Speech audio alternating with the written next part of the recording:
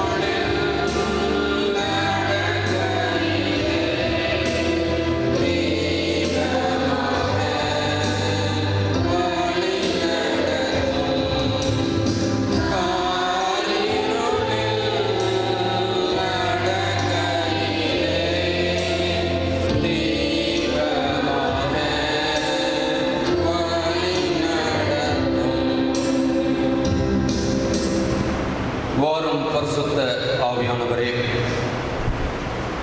நீர் எங்களுக்கு கிருபையாய் கொடுத்த இந்த நாளுக்காக உள்ளத்தின் ஆழத்தினுக்கு நன்றி ஸ்தோத்திரப்படிலே ஏறெடுக்கின்றோம் அப்பா. ஆம் கர்த்தாவே, அநேகருக்கு கிடைக்காத சிலாக்கியத்தை கர்த்தாவே நீர் எங்களுக்கு கொடுத்திருக்கிறீரப்பா. உம்முடைய பிள்ளைகளாக உம்முடைய திரு சன்னிதானத்திலே நாங்கள் ஒன்று கூடி கர்த்தாவே உள்ளத்தின் ஆழத்திலிருந்து உம்மை துதிக்கவும் ஸ்தோத்தரிக்கவும், கர்த்தாவே உம்முடைய வேதத்தை வாசிக்கவும், இப்பொழுதும் உம்முடைய வார்த்தையை கேட்கவும் நாங்கள் ஆவலோடு கூட காத்திருக்கிறோம் அப்பா. அடியனை மறைத்து ஆவியானவர் தாமே இடைபட வேண்டுமா ஜெபிக்கிறோம் அப்பா. அன்று சீசர்களை அனுப்புகின்ற பொழுது பேசுகிறவர்கள் நீங்கள் அல்ல, பிதாவின் ஆவியானவரை உங்கள் மூலமாய் பேசுவார் என்று சொல்லி அனுப்பின தேவன் தாமே இப்பொழுதும் உம்முடைய வார்த்தையை அடியுடைய வாயில வைத்து அதை கேட்கக்கூடிய செவிகளாக எங்கள் ஒவ்வொருடைய செவியும் நீர் மாற்ற வேண்டுமா ஜெபிக்கிறோம். நீர் பேசும் ஆண்டவரே, நீர் பேசும். எல்லாவற்றையும் எங்கள் இறைமைந்த இயேசு கிறிஸ்துவின் மூலமாய் ஏறெடுக்கின்றோம் ஜீவன நல்ல பிதாவே, ஆமென். ஹல்லேலூயா, ஹல்லேலூயா, ஹல்லேலூயா.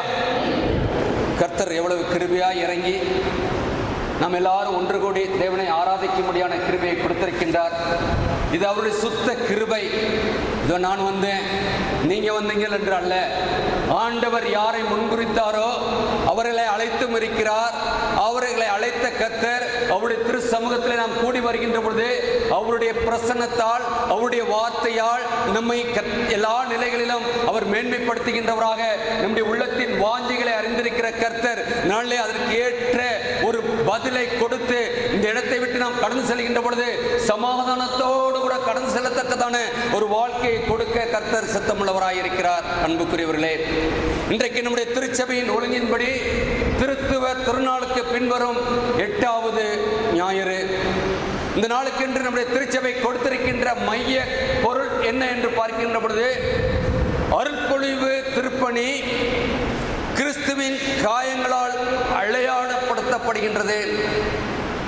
அருள்பொழிவு திருப்பணி கிறிஸ்துவின் காயங்களால் அடையாளப்படுத்தப்படுகின்றது. அப்படின்னா ஆண்டவருடைய பிள்ளைகளுடைய வாழ்க்கையிலும் ஆண்டவர் மிகப்பெரிய பணியை கொடுத்திருக்கின்றார். அந்த பணிக்கெல்லாம் மூல காரணமாக இருக்கிறது ஆண்டவருடைய காயங்கள். அவருடைய காயங்களை நாம் நோக்கி பார்க்கின்ற பொழுது, அவர் பட்ட காயம் அவருக்காக அல்ல, அவர் செய்த பாவத்திற்காக அல்ல, அதற்கு மாறாக நீங்களும் நானும் செய்த பாவத்திற்கு பரிகாரமாய் கர்த்தர் தன்னையே ஜீவ பலியாக கல்வாரி மேட்டிலே கோர சிலுவையிலே ஒப்பு கொடுத்து அவருடைய காயங்களை நாம் காண்கின்ற பொழுதெல்லாம், நான் எனக்காக அல்லவா அவர் காயப்பட்டார், எனக்காக அல்லவா அவர் நொறுக்கப்பட்டார் என்று சொல்லி அவருடைய திருப்பணியை நீங்களும் நானும் செய்ய இந்த நாளிலே அழைக்கப்படுகின்றோம். இதற்கு ஆதாரமாக இன்றைக்கு நாம் 3 வேத பாடங்களை வாசிக்கின்ற பொழுது ஒரே ஒரு வசனத்தை எடுத்து வாசிப்போம். கலாத்தியர் 6ஆம் அதிகாரம் 17ஆம் வசனம். கலாத்தியர் 6:17. இனிமேல் ஒருவனும் எனக்கு வருத்தம் உண்டாக்காதிருப்பானாக, கர்த்தராகிய இயேசு கிறிஸ்துவினுடைய அச்ச அடையாளங்களை நான் என் சரீரத்திலே தரித்துக் கொண்டிருக்கிறேன். அல்லேலூயா. நீங்கள் நானும் எதை தரித்துக் கொண்டிருக்கின்றோமா? ஆண்டவர் பட்ட காயங்களின் அச்சு அடையாளங்களை நீங்களும் நானும் பெற்றுக் கொண்டிருக்கின்றோம். அதான் நம்மை வெளிப்படுத்துகின்றது.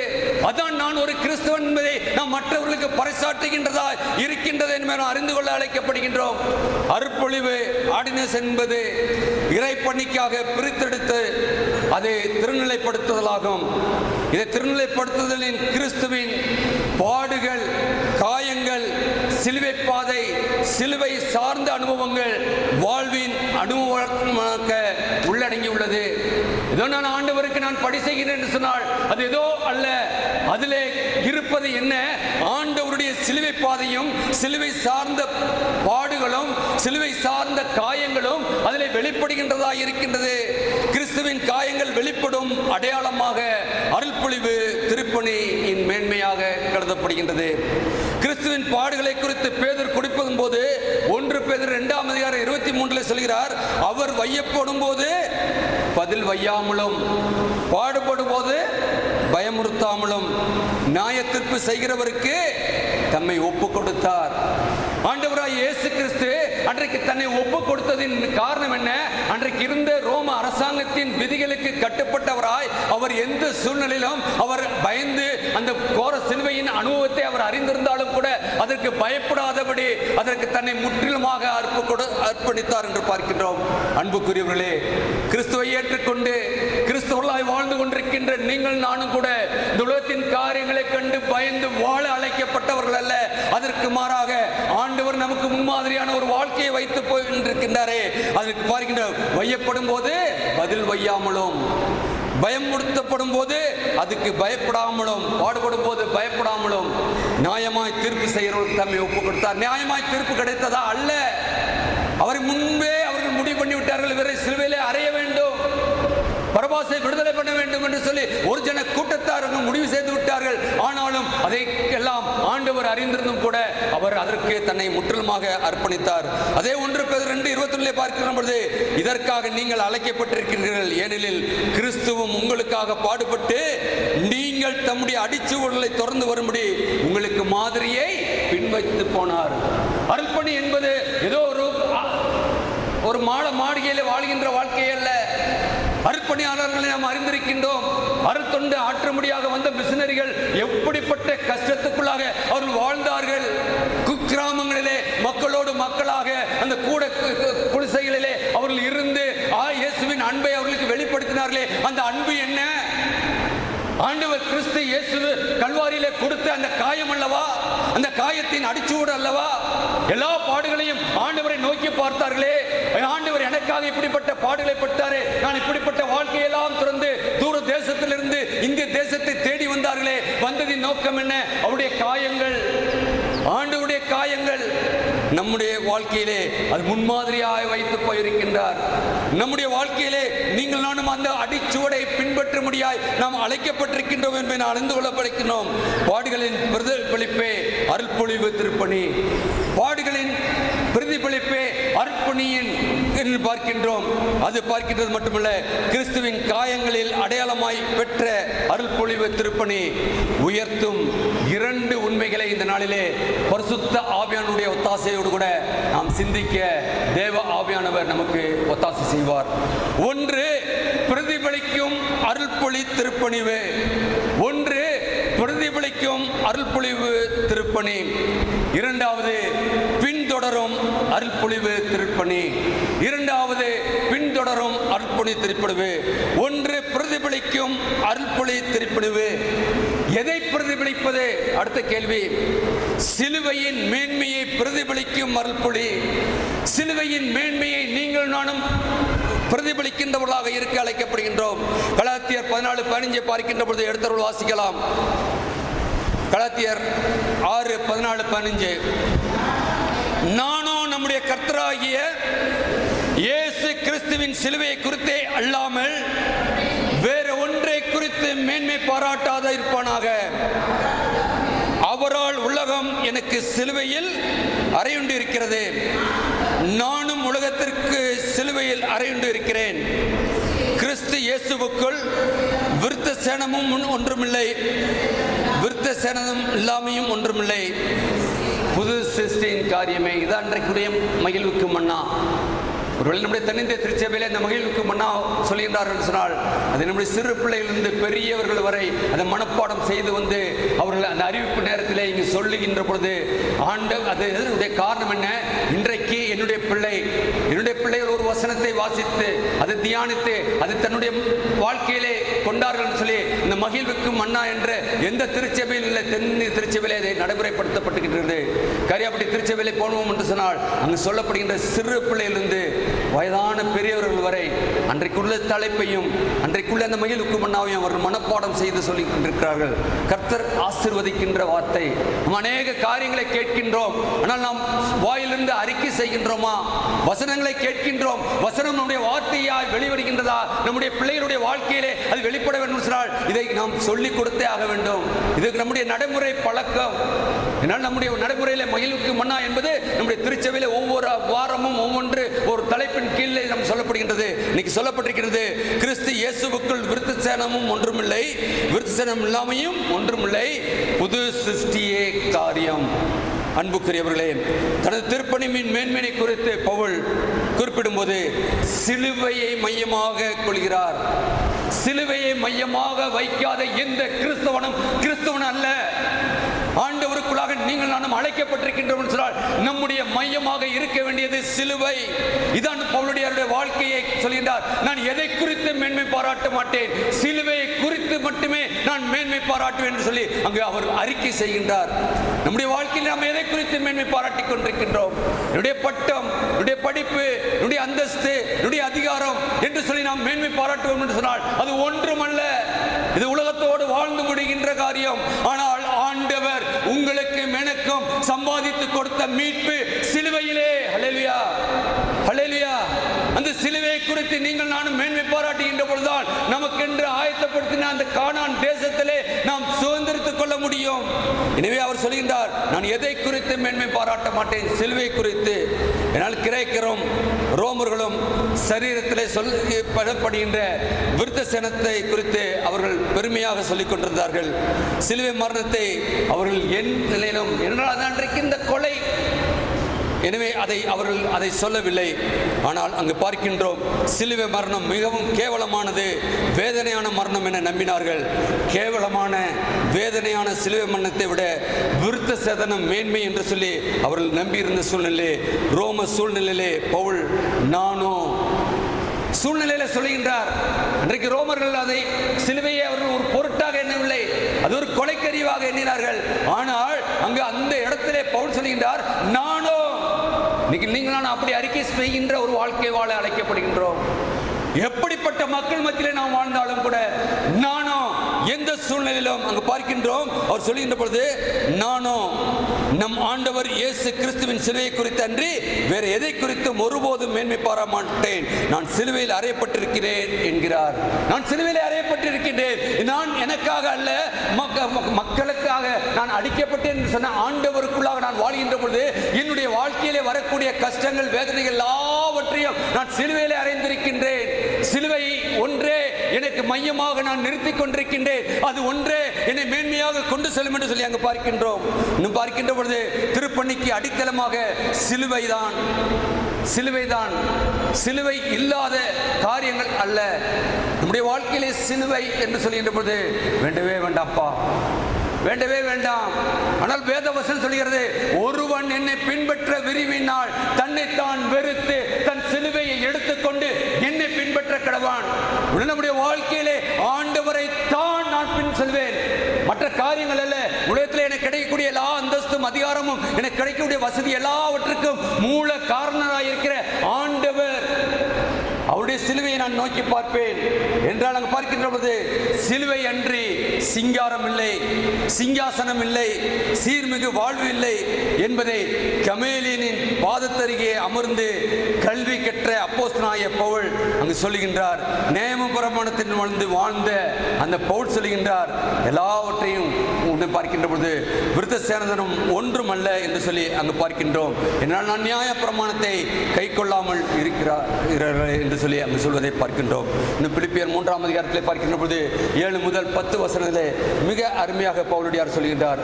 அவர் சொல்கின்ற ஒவ்வொரு வார்த்தையை பார்க்கின்ற பொழுது இன்றைக்கு நம்முடைய வாழ்க்கையிலே நாம் எதையெல்லாம் நாம் மேன்மையாக வைத்துக் கொண்டிருக்கிறோம். 7ஆம் வசனத்தை பார்க்கின்ற பொழுது, ஆகிலும் எனக்கு லாபமாய் இருக்கிறவைகள் எல்லாம் எவைகளோ அவைகளை கிறிஸ்துவுக்காக நஷ்டம் என்று எண்ணினேன்.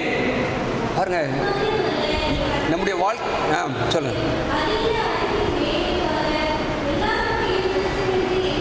என் கர்த்தராகிய கிறிஸ்துவை அறிகிற அறிவின் மேன்மைக்காக எல்லாவற்றையும் நஷ்டம் என்று எண்ணிக்கொண்டிருக்கின்றேன்.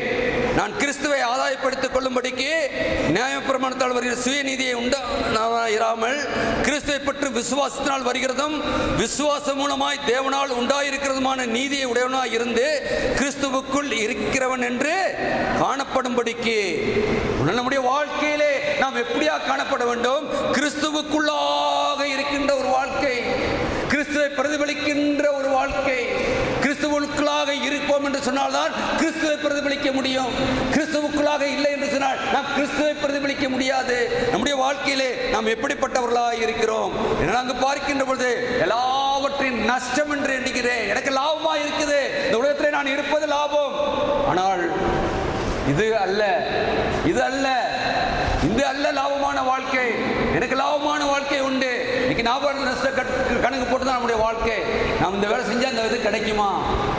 ஒருவேளை கிடைக்கும், அது உலக பராம தேவை, அது ஆண்டவர் கொடுக்கின்றார், அது தேவைதான். ஆனால் அதுவே நமக்கு பிரதானமாக இருந்து விடக்கூடாது, அதுவே நம்மை பிரதிபலிக்கின்ற ஒரு கண்ணாடியாக இருந்து விடக்கூடாது. நம்முடைய வாழ்க்கையின் காரியங்கள், நம்முடைய பேச்சின் காரியங்கள், நம்முடைய நடக்கையின் காரியங்கள் பிரதிபலிப்பாக இருக்க வேண்டும் என்று சொல்லி பார்க்கின்றோம். கிறிஸ்துவை ஆதாயமத்திக் கொள்ள எல்லாவற்றையும் குப்பையாக கருதுகிறேன். ஆகவே சிலுவையின் மேன்மையை பிரதிபலிக்க வேண்டும். கலாத்தியர் 6:17 சொல்கின்ற பொழுது, பவுலின் காலத்திலே எகிப்திலும் சீரியாவிலும் அடிமைகள் இருந்தார்கள். அவர்கள் குற்றவாளிகள், போர்க்கைதிகள். தங்களது வழிபாடு மரபின்படி அவர்கள் உடலிலே அடையாளங்களை வைத்திருப்பார்கள். டாக்டர் சொல்கிறமே பொழுது அதை வைத்திருப்பார்களாம். ஆனால் கிரேக்கரும் ரோமர்களும் அடையாளங்களோடு இருந்தவர்களை அயல் நாட்டவர்கள் என்று கருதும்படியாக அவர் செய்தார்கள். இன்றைக்கு நம்முடைய அடையாளம் என்ன? நம்முடைய காரியம் என்ன? நம் எப்படியாக பிரதிபலிக்கின்றோம் என்பதை நாம் சிந்தித்து பார்க்க அழைக்கப்படுகின்றோம். நாம் வாசித்த அதே கலாத்தியர் 6 பார்க்கின்ற பொழுது 14ஆம் வசனத்திலே, இனிமேல் ஒருவனும் எனக்கு வருத்தம் உண்டாயிருப்பார், கர்த்தர் ஆகிய இயேசு கிறிஸ்துடைய அச்சடையாளங்களை நான் என் சரீரத்திலே தரித்துக் கொண்டிருக்கிறேன். ஹல்லேலூயா, தரித்துக் கொண்டிருக்கின்றேன். இன்றைக்கு நீங்கள் நானும் எதை தரித்துக் கொண்டிருக்க வேண்டுமா? அவருடைய அச்சு அடையாளங்களை நாம் தரித்துக் கொண்டிருக்க வேண்டும். அன்றைக்கு அடிமைகள் எப்படி அதை அவர்கள் செய்தார்களோ, அடையாளங்களை போட்டார்களோ, அதை பார்த்து மற்றவர்கள் அவர்களை கண்டுபிடித்தார்களோ, இன்றைக்கு நம்முடைய வாழ்க்கையிலே ஆண்டவருடைய அன்பு, அந்த கல்வாரி அன்பு, அந்த கல்வாரியிலே சிந்தப்பட்ட அந்த கிருபை, அந்த இரக்கம், அந்த மீட்பு நம்முடைய வாழ்க்கையிலே கிடைக்கும் என்று சொன்னால் அதுதான் அடையாளமாக இருக்கிறது. எனவே அப்போஸ்தலனாகிய பவுல், எனது உடலில் உள்ள தழும்புகளாகிய அடையாளங்களை நான் கிறிஸ்துவோடு சிலுவையில் அறையப்பட்டிருக்கிறேன் என்று சொல்கிறார் என்பதற்கு அடையாளமாக சொல்கின்றார். சிலுவையின் பாடுகள் வேதனை நிறைந்தது, தனிமைப்படுத்தப்பட்டது, அநியாயமானது, அச்சுறுத்தல் நிறைந்தது. ஆனால் உண்மையான கிறிஸ்துவின் வாழ்வின் அடையாளமாக அங்கு வெளிப்படுகின்றது.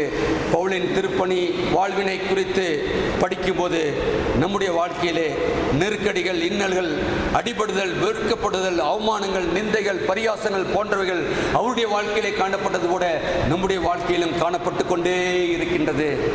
ஒவ்வொருடைய வாழ்க்கையிலும் நாம் நிந்தையோடு கூட வாழ்ந்து கொண்டிருக்கின்றோம், பாடுகளோடு கூட வாழ்ந்து கொண்டிருக்கின்றோம், பலவிதமான பிரச்சனையோடு கூட வாழ்ந்து கொண்டிருக்கின்றோம். இது ஏன் எனக்கு? நான் ஆண்டவருக்காகத்தானே ஓடி உழைக்கின்றேன். ஆண்டவர் ஏன் எனக்கு இப்படிப்பட்ட பாடுகளை கொடுத்தார், இப்படிப்பட்ட வேதனையை கொடுத்தார் என்று சொல்லி நாம் அங்கலாய்த்துக் கொண்டிருக்கின்றோம். ஆனால் ஆண்டவர் பவுலடியார் மூலமாக சொல்கின்றார், அதே நிலைமையிலே இன்னைக்கு நீங்கள் நானும் இருந்தாலும் கூட சோர்ந்து போகாமல் சிலுவையினை வருகின்ற பொழுது, சிலுவையை நாம் சுவைக்கின்ற பொழுது அதுதான் திருப்பணியின் நிறைவேற்றமாக இருக்கின்றது.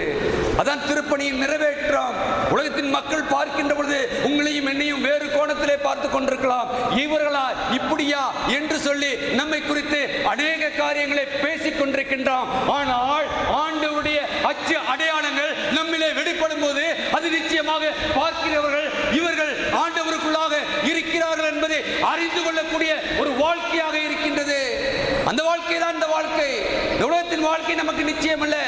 இன்றைக்கு பார்க்கிறோம், கடந்த நாட்களே, கடந்த ஆண்டுகளே எத்தனை லட்சம் மக்கள் கொத்து கொத்தாக ஆண்டவருடைய திருப்பாத்துக்குள்ளாக கடந்து சென்றார்கள். அப்ப நீங்கள் நானும் புண்ணியம் செய்ததனால் இருக்கின்றோமா? அல்லவே அல்ல பிரியமானவர்களே. இன்றைக்கு கடவுள் நமக்கு கிருபையாய் கொடுத்திருக்கிறார். கொடுக்கப்பட்ட காலங்களை அறிந்து, நடைபெற்ற நிகழ்வுகளை அறிந்து நாம் சிந்தித்து பார்த்து நம்முடைய வாழ்க்கையிலே இயேசுவை பிரதிபலிக்கின்றவர்களாய் இருக்க அழைக்கப்படுகின்றோம். ஆம் கர்த்தருடைய என பணிவாய் என்ன நாங்கள் பார்க்கின்றோம். அருள் பணிவு, திருப்பணிவு அகந்தையின் பணியாக அமையக்கூடாது. அதுக்கு மாறாக அது மற்றவர்களிடத்திலே அன்பு செலுத்துகின்றதாக இருக்க வேண்டும். அடுத்ததாக பார்க்கின்ற பொழுது அந்த பணி எப்படியாக இருக்க வேண்டுமாம்? அன்பின் பணியாக இருக்க வேண்டும். அச்சுறுத்தும் பணியாக அமைந்துவிடக்கூடாது. அடிமையின் பணிவிடையாக இருக்க வேண்டும்.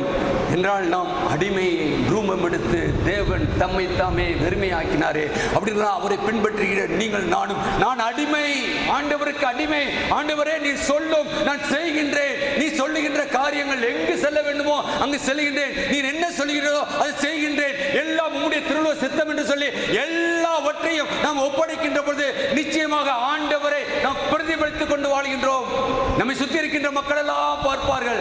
இவர்களை குறித்து, நம்மை குறித்து அவர்கள் சாட்சி கொடுக்கின்றவர்களாக இருப்பார்கள். இதனால் ஆண்டவர் அதைத்தான் எதிர்பார்க்கின்றார். நம்மை குறித்து நாம் சாட்சி சொல்ல அல்ல, நான் இப்படி பண்ணினேன், நான் அப்படி பண்ணினேன், நான் இதை செய்தேன், அதை செய்தேன் என்று சொல்லி நாம் அல்ல. அதற்கு பாராக நம்மை குறித்து மற்றவர்கள் சாட்சி கொடுக்க வேண்டும். அப்போஸ்தலனாகிய பவுல் சொல்கிறார், நானும் நம் ஆண்டவராகிய இயேசு கிறிஸ்துவின் சிலுவையை அன்றி வேறு ஒன்றை குறித்தும் மேன்மை பாராட்ட மாட்டேன் என்று சொல்லி அவர் சொல்கின்றார். எப்படி என்றால் நம்முடைய வாழ்க்கையிலே அப்படிப்பட்ட ஒரு வாழ்க்கையை வாழுவோம், இப்படிப்பட்ட ஒரு முன்மாதிரியான வாழ்க்கையை வாழுவோம். நம்முடைய வாழ்க்கையில் ஒரு அச்ச அடையாளங்களை நாம் காண்பிப்போம் என்று சொன்னால் நம்முடைய வாழ்க்கையில எவ்வளவு பாடுகள், எவ்வளவு வேதனைகள், எவ்வளவு நிந்தைகள் நம்முடைய உள்ளத்தில் இருந்தாலும் அதை காண்கின்ற ஆண்டவர் எல்லாவற்றையும் ஆற்ற வல்லமையுள்ள சித்தர். அல்லேலூயா, அல்லேலூயா. இன்னைக்கு நம்முடைய வாழ்க்கையில இல்லாமல் இருக்கிறதா? ஒருவேளை யாரும் இல்லை என்று சொல்ல முடியாது. ஒவ்வொருடைய வாழ்க்கையிலும் இருதயத்தை சோதித்தறிகிற தேவன் நம் மத்தியிலே கடந்து வந்திருக்கின்றார். அவர் எல்லாருடைய இருதயத்தின் வேண்டுதலை கேட்கின்றவராய் இருக்கின்றார். நம்முடைய இருதயத்திலே படுகின்ற பாடுகள் ஒருவேளை மற்றவர்கள் காணாமல் இருக்கலாம். நம்முடைய கண்ணீரை காண்கின்ற கர்த்தர் அவர் தன்னுடைய குருத்தியிலே வைத்திருக்கின்றார் என்று சொல்லி வேதவசனம் சொல்கின்றது. அது வீணாய் போவதல்ல, அவருடைய கரம் நீட்டி நம்மை தொடைக்கின்றவராய் இருக்கின்றார் என்பதை நாம் அறிந்து கொள்ள அழைக்கப்படுகின்றோம். எனவே நம்முடைய வாழ்க்கையிலே சிலுவின் மேன்மையை பிரதிபலிக்கவும், சிலுவின் பாடுகளை, அச்சடையாளங்களை நாம் மற்றவர்களுக்கு காண்பிக்கவும் அழைக்கப்படுகின்றோம்.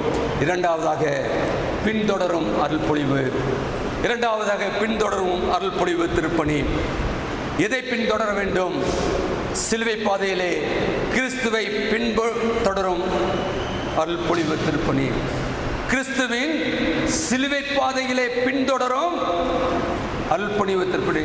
இன்னைக்கு வாசித்த நற்செய்தி பகுதியை எடுத்து வைத்துக் கொள்வோம். யோவான் 21ஆம் அதிகாரம் 19ஆம் வசனம் எடுத்து வாசிக்கலாம்.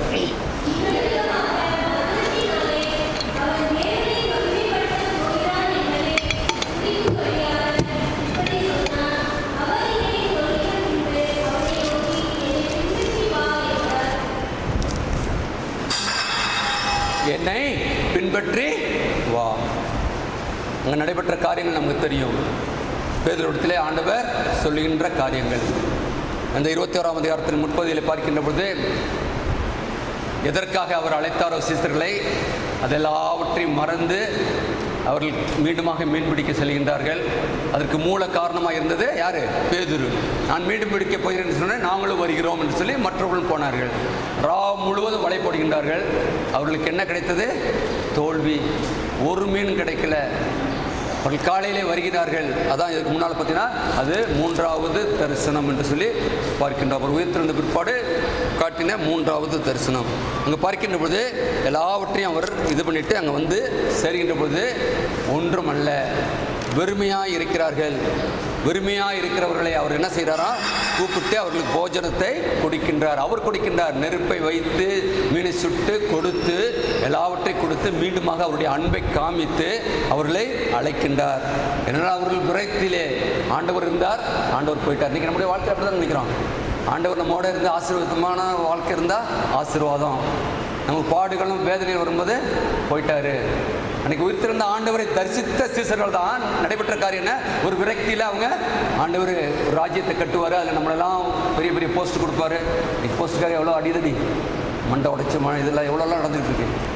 அப்படிப்பட்ட காலங்களுக்குள்ளாக வாழ்ந்து கொண்டிருக்கின்றோம்.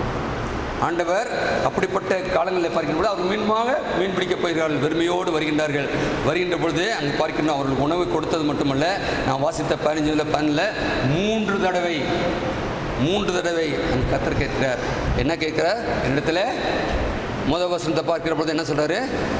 நீ அதிகமாய் நீ என்னிடத்தில் அன்பாய் இருக்கிறாயா? 15ஆம் வசனத்தை பார்த்தீங்கன்னா அதிகமாய் நீ இடத்துல அன்பாய் இருக்கிறாயா. அடுத்து 16ஆம் வசனத்தில் அன்பாய் இருக்கிறாயா. அடுத்த 17ஆம் வசனத்தில் என்னிடத்துல என்னை நேசிக்கிறாயா. இன்னைக்கு அதே ஆண்டவர் நம்மை பார்த்து கேட்கின்றார். அன்றைக்கு பேதுருவை பார்த்து கேட்ட ஆண்டவர், நீங்கள் நான் அவரை பின்தொடர வேண்டும் என்று சொல்லி ஆண்டவர் விரும்புகின்றார். அவருடைய அடிச்சுவடிகளை நாம் பின்பற்ற வேண்டும் என்று சொல்லி விரும்புகின்றார். இன்றைக்கு அதே ஆண்டவர் பேதுருவிடத்தில் கேட்டவர் இங்கே கேட்கின்றார். அங்கு பார்க்கின்ற பொழுது கர்த்தருடைய 3 விதமான அந்த கேள்வியை பார்க்கின்ற பொழுது அவருடைய ஆழ்ந்த அன்பு அங்கு விளக்கப்படுது. இதை கிரேக்க சொல்லும் போது அகேப்பேன்பாங்க. அகேப்பே என்று சொல்கின்ற போது அன்பு. அந்த அன்பு பேதுருவிடத்தின் நிருபத்திலையும் பார்க்கின்ற பொழுது 9 முறையே இதை பயன்படுத்துகிறார். பேதுரு தான் எழுதின நிருபத்திலையும் 9 முறை பயன்படுத்துகிறார். ஆனால் இயேசுவால் பாறை என பேதுரு, அவர் சீமோன், ஆனால் பேதுரு எனப்படுவாய் பாறையின் உண்மையில் இந்த திருச்சபையை கட்டுவேன். நீ தான் அடித்தளம். இன்னைக்கு நம்மளுக்கு தான் அடித்தளமாக இருக்கணும் தான் இருக்கிற. நான் ஏதோ மேலே மொட்டை மாடியில் இந்த மாதிரி வாழ்க்கையில் நாம் இருக்கின்ற திருச்சபை நீங்கள் நானும் அடித்தளமாக இருக்க வேண்டும். திருச்சபை தாங்கின்ற தூண்களாக இருக்க வேண்டும். நாம் வெளியே தெரிகிறோமா இல்லைமா? அடித்தளம் தெரியுமா? அஸ்திவாரம் போட்டுனே மண்ணை போட்டு முடிடுவாங்க. ஆனால் அஸ்திவாரம் தான் ஒரு கட்டடத்துக்கு பலன். நல்லா 6 அடி 7 அடி 10 அடி தோண்டுவாங்க. தோண்டி எல்லாத்தையும் போடுவாங்க. கம்பியை போடுவாங்க, காங்கிரீட்டை போடுவாங்க, எல்லாம் போடுவாங்க. வண்டியாக கொட்டுவாங்க. கடைசியில் பார்த்தா அது என்ன ஆகும்? மண்ணை போட்டு பெற்றுருவாங்க. வெளியில் பார்த்தா 3/4 அடி செவுறு தான் தெரியும். இதுதான் கிறிஸ்துவனுடைய வாழ்க்கை. நம்முடைய வாழ்க்கை அடித்தளமாக இருக்க வேண்டும். ஆண்டவருக்குள்ளாக வருகின்ற மக்களுடைய வாழ்க்கையிலே விசுவாசத்தை கொடுக்கின்ற அடித்தளமாக இருக்க வேண்டும். நம்ம முன்னிறுத்த அல்ல, நாம் அல்ல, அவரை முன்னிறுத்தி அவருக்காக அவருக்கு வழியிலே நாம் செல்கின்ற பொழுது அங்கு அடித்தளமாய் இருக்க அழைக்கப்படுகின்றோம். அவர் பாறையாய் இருக்கின்றார். அவர் திருச்சபையின் அவர் மூலமாய் கட்டப்பட்டது. லூக்கா 22ஆம் அதிகாரம் 33 பார்க்கிற பொழுது ஆண்டவரே காவலிலும் சாவலிலும் பின்னை பின்பற்றி வர நான் ஆயத்தமாய் இருக்கிறேன் என்று சொல்லி சொல்கிறார். ஏசாமி சொல்றாரு, நான் ஆண்டவரே காவலிலும் சாவிலும் உம்மை பின்பற்றி வர நான் ஆயத்தமாய் இருக்கிறேன். அப்படிதான் நம்முடைய வாழ்க்கை ஆயத்தமா இருக்கும். அவர் சொன்ன அதே வார்த்தை. ஆனால் வருகின்ற பொழுதுதான் பேதுரு என்ன பண்ணாரு? ஆண்டவர் சொன்னாரு, இன்றைக்கு சேவல் நீ என்னை 3 தடவை நடந்ததா இல்லையா? ஆண்டவரோடு கூட இருக்கின்ற பொழுது ஆண்டவர் அவருடைய வார்த்தையை நமக்கு சொல்லுவார். ஆண்டவரை விட்டு நாம் எங்கேயோ இருப்போம் என்று சொன்னால் ஆண்டவருடைய வார்த்தை உங்களுடைய வாழ்க்கையில் என்னுடைய வாழ்க்கையிலும் பிரதிபலிக்காது. ஆண்டவருக்கு அங்கு ஒரு எச்சரிப்பை கொடுத்தார். பேதுருவே, இன்றைக்கு நீ 3 முறை என்னை மறுதலிப்பார். அது காரணம் என்ன? அவர் பிடிபட்ட பொழுது கூட ஆண்டவரோடு கூட இருந்தார். ஆனால் அவர் செய்த அறிக்கை என்ன? காவலிலும் ஆண்டவரே சாவிலும் உன்னோடு கூட இருப்பேன்.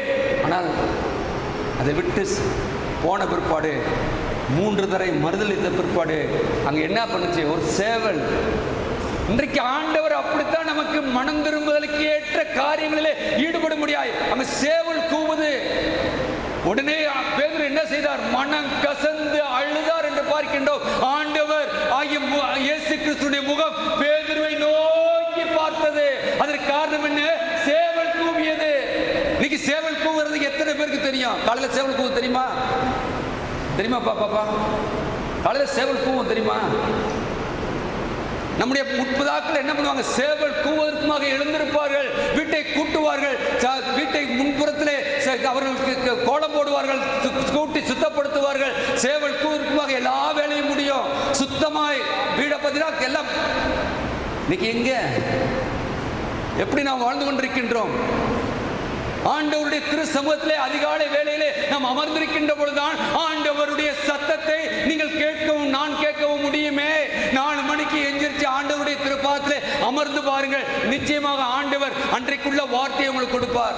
உங்களுடைய வாழ்க்கையிலே இருக்கக்கூடிய பிரச்சனைக்கு அவர் வேதனை கூட்டாதபடி அவர் விடுதலையை கொடுப்பார். அவருடைய ஜீவனுள்ள வார்த்தை தெரியும். என்னால் வெளிச்சம் வந்ததுக்கு பிற்பாடு தான் இன்றைக்கு காரியங்கள் தெரியப்படுகின்றது. முடிஞ்சதுக்கு அப்புறம் தான். ஆனால் அதிகாலை வேளையிலே அமர்ந்திருந்து ஆண்டவர் அதிகாலை வேளையிலே வனாந்தரமான ஒரு இடத்துக்கு போனார். ஒரு அதிகாலை வேளையிலே ஆண்டவர் ஜெபிக்க போனார். அதிகாலை வேளையிலே ஆண்டவரை பின்பற்றி நடக்கின்ற நீங்கள் நானும் அதிகாலை வேளையிலே எங்கே இருக்கின்றோம்? ஆண்டவருடைய திருப்பாதத்திலே அமர்ந்து அந்த நாளை ஆரம்பிக்கின்றோமா? ஜெபம் இல்லாத எத்தனை குடும்பங்கள் உண்டு. இன்னைக்கு வேலை உண்டு, வேலைக்கு போகின்றோம், வேண்டியதுதான். ஆனால் வேலைக்கு போவதற்குமாக குடும்பமாய் அமர்ந்து ஜெபித்து விட்டு செல்கின்றோமா? அதிகாலை வேளையிலே. காலையில் எங்கேயும் போறதில்லை. ராத்திரி ஒன்றா லேட்டாக வருவோம். ஒரு வேலைக்கு போனால் லேட்டாக வருவோம். ஆனால் காலையில் எழுந்திரிச்சு வீட்டை விட்டு தான் போகிறோம், சாப்பாடு எடுத்து தான் போகிறோம். ஆனால் ஒரு ஜெபத்தை பண்ணிவிட்டு குடும்பமாய் கலங்கிறோமா, நம்முடைய வேலைக்கு செல்கின்றோமா என்பதை எத்தனை குடும்பங்கள் சொல்ல முடியும்? அங்கே பார்க்கின்ற பேதுரு சொல்லுகின்றார். ஆனால் அதுவும் நடைபெறாத பொழுது ஆண்டவர் அவரை மீண்டுமாக அவர் எடுத்து அவரை திருச்சபைக்கு பயன்படுத்துகிறார் என்று பார்க்கின்றோம். அன்புக்குரியவர்களே, யோவான் 21:19 பார்க்கும்போது என்னை பின்பற்றி வா. இயேசு பேதுருவிடம் படவின் பாதையில் அல்ல, ஏன்னா படகு இருக்கு, பேதுருடைய படகு இருக்கு. அந்த படகுல என்ன இருக்கு? நிறைய மீன் இருக்கு, நிறைய பிடிச்சு கொண்டாந்து வச்சிருக்காங்க, வச்சு இருக்காங்க. ஆனால் ஆண்டவர் சொல்றாரு, என்னை பின்பற்றி வா. படவின் பாதையில் அல்ல, சிலுவையின் பாதையிலே வா. என்னை பின்தொடர வேண்டும் என்றார். படவின் பாதையில் மிகுதியான மீன்கள் கிடைக்கும், அது அதிக வருமானத்தை தரும். ஆனால் ஆண்டவருங்க சொல்லுகின்றார், நீ அதல்ல உனக்கு விருப்பமான இடத்துக்கு நீ நடந்து போகலாம், அது அல்ல. ஆனால் சிலுவையின் பாதையிலே என்னை தொடர்ந்தால் உனக்கு விருப்பமில்லாத வாழ்வு, விருப்பமில்லாத இடம், விரும்பாத முடிவு உன்னுடைய வாழ்க்கையிலே ஏற்படும். அதான் ஆண்டவரை பிரதிபலிக்கின்ற காரியம். நம்முடைய வாழ்க்கையில் நடைபெறுகின்ற ஒவ்வொரு காரியம்தான் ஆண்டவரை பிரதிபலிக்கின்றதா இருக்கும். ஒருவேளை அன்றைக்கு படவிலே இருந்த பேதுரு படவிலே இருக்கும் என்றால் கிடைத்த மீனை கொண்டு போய் மார்க்கெட்டில் விற்று அநேக காசை கொண்டாந்து அநேக மக்களுக்கு இதை கொடுத்து அநேக காரியங்களை செய்திருக்கலாம். ஆனால் அது எல்லாவற்றையும் விடுகின்ற பொழுது அவர் சிலுவை பாதையை தேர்ந்தெடுக்கின்ற பொழுது, சிலுவை பாதை என்பது ஆண்டவருடைய பாதை. ஆண்டவர் பிதாவிடத்தை மன்றாடுகிறார், ஆண்டவரே இந்த பாத்திரம் என்னை விட்டு நீங்க கொடுமானால் நீங்கள் என்று சித்தம் அல்ல, நான் உங்களுடைய சித்தம். இன்றைக்கு நம்முடைய வாழ்க்கையிலே அவருடைய சித்தத்துக்கு நாம் அர்ப்பணிக்கின்ற போது போராட்டங்களும் வேதனைகளும் வியாபலமும் வந்து கொண்டே தான் இருக்கும், வந்து போய்கொண்டே தான் இருக்கும். ஆனால் எல்லாவற்றுக்கும் மேலாக அவர் எவ்வளவாக சிலுவையிலே வெற்றி சிறந்தாரோ அதே வாழ்க்கையை ஆண்டவர் மகிமையான ஒரு சிலுவையின் மூலமாய் கிடைக்கின்ற வெற்றியான ஒரு வாழ்க்கையை நமக்கு கொடுக்க சித்தமுள்ளவராக இருக்கிறார். நாங்கள் பார்க்கின்ற போது நான் தேவனை மகிமைப்படுத்தப் போகிறார். இதுதான் பேதுருவின் வாழ்வாக இருந்தது. நம்முடைய வாழ்வு எப்படிப்பட்டதாக இருக்கின்றது? இயேசுவை பின்தொடர்ந்த பேதுரு கிபி 68ஆம் ஆண்டு ஆண்டவருக்காக இரத்த சாட்சியாக மரித்தார். அவரை சிலுவையிலே அறைய அங்கு உட்பட்டார்கள். அப்பொழுது அவரிடத்திலே கேட்ட ஒரே வார்த்தை, நான் ஆண்டவராகிய இயேசு கிறிஸ்துவை போல் நான் சிலுவையிலே அறையப்பட நான் அல்ல, என்னை தலைகீழாக சிலுவையிலே அறையுங்கள் என்று சொல்லி தலைகீழாக சிலுவையிலே அறையப்பட்ட பேதுரு அங்கு மரித்தார் என்று பார்க்கின்றோம். நம்முடைய வாழ்க்கையிலே ஒருவேளை எல்லா நிலைகளிலும் நாம் வாழ்ந்து சுகித்திருந்தோம், எல்லா நிலைகளிலும் வாழ்கின்றோம். ஆனால் ஆண்டவருக்குள்ளாக இருக்கின்ற பொழுது எல்லாம் குப்பை என்று விடுகின்ற போது நாம் எந்த சூழ்நிலையும் எப்படி வாழ ஆண்டவர் நம்மை அழைக்கின்றார். அங்கே பார்க்கின்றோம் தலைகீழாக அவர் இதான் 2 பேதுருவில் பார்க்கின்ற பொழுது 1ஆம் அதிகாரம் 13-14 பார்க்கின்ற போது அங்கே நினைப்பூட்டுவதை பார்க்கின்றோம். 2 பேதுரு 1ஆம் அதிகாரம் 13-14 கடைசியாக வாசிப்போம். 2 பேதுரு 1ஆம் அதிகாரம் அங்கே நினைப்பூட்டுகிறார். 13-14. நம்முடைய கர்த்தராகிய இயேசு கிறிஸ்து எனக்கு அறிவித்தபடி நான் என் கூடாரத்தை விட்டு போவது சீக்கிரத்தில் நேரிடம் என்று அறிந்து நான் இந்த கூடாரத்தில் நான் இருக்கும் அளவும் உங்களை நினைப்பூட்டி எழுப்பி விடுவது நியாயம் என்று எண்ணுகிறேன் என்று பார்க்கின்றோம். நம்முடைய வாழ்க்கையிலே ஆண்டவரை குறித்து மற்றவர்களுக்கு நினைப்பூட்டி ஆண்டவருடைய அன்பை மற்றவர்களுக்கு கண்டுகொள்ளத்தக்கதான ஒரு வாழ்க்கை வாழத்தான் நாம் அழைக்கப்பட்டிருக்கின்றோம் என்றால் அவர் எனக்கு அறிவித்தபடி நான் இந்த கூடாரத்தை விட்டு நம்முடைய வாழ்க்கை ஒரு கூடாரமான வாழ்க்கை. அப்போ சொன்னால் போல அது அடிக்கடி அன்றைக்கு இருந்த மக்கள் மத்தியில் அந்த உயிர்த்தெழுதலில் நம்பிக்கை இல்லாத பொழுது அவர் தன்னுடைய நிருபத்தில் அடிக்கடி சொல்கின்ற காரியம் இந்த வாழ்க்கைக்கு ஒரு கூடாரமான வாழ்க்கை, இது அழிந்து போகிற வாழ்க்கை. இயேசு கிறிஸ்து மரித்தோரிலிருந்து எழுந்தார் என்று விசுவாசிக்கிறோமே, நாமும் மரித்தோம் என்றால் நாம் எழுந்திருப்போம் என்று சொல்லி அந்த விசுவாசத்திலே நாம் கட்டப்படும்படியாய் அவர் தன்னுடைய வார்த்தையெல்லாம் கொடுத்தாரு. இன்றைக்கு நீங்கள் நானும் அதை நாம் நினைத்து பார்ப்பது மட்டுமல்ல, நாம் பிரதிபலிக்கின்றவர்களாக இருக்கவும், நம்முடைய வாழ்க்கையிலே வரக்கூடிய எவ்வளவு குணமான கஷ்டமாக இருந்தாலும் ஆண்டவர் எல்லாவற்றையும் அறிந்திருக்கின்றார். நாம் ஆராதிக்கின்ற கர்த்தர் ஜீவனுள்ள தேவனாய் இருக்கின்றார். அவர் நேற்றும் என்றும் மாறாதவராய் இருக்கிறார். அவர் நான் கூப்பிடும் போது எனக்கு மறு உத்தரவு கொடுக்க சித்தமுள்ளவராய் இருக்கிறார். இந்த நாளில் வந்திருக்கிற தேவ ஜனமே, அது ஒரு நம்பிக்கையோடு கூட இன்னைக்கு பேதுருவுடைய வாழ்க்கையிலே நாம் கண்டோமே, அப்போஸ்தலனாகிய பவுலுடைய வாழ்க்கையிலே கண்டோமே, நானும் என்னுடைய வாழ்க்கையிலே அதை நான் வரக்கூடிய நாட்களிலே நான் பிரதிபலிக்கின்றவனாய் என்னுடைய வாழ்க்கையிலே அது அச்ச அடையாளங்களாய் காணப்படத்தக்கதாய் நான் என்னை அர்ப்பணிக்கின்றேன் சொல்லி நாம் அர்ப்பணிப்போம். தேவன் தாமே கேட்ட வார்த்தைகளை நம்முடைய இருதயங்களை நிலைத்து வரக்கூடிய நாட்டிலே நீங்கள் நானும் தேவனை பிரதிபலிக்கின்றவர்களாக, தேவனுடைய அச்ச அடையாளங்களை வெளிப்படுத்தினவர்களாக இருக்க பரிசுத்த ஆவியானவரே உங்களுக்கும் எனக்கும் கிருபை செய்வாராக. ஆமென்.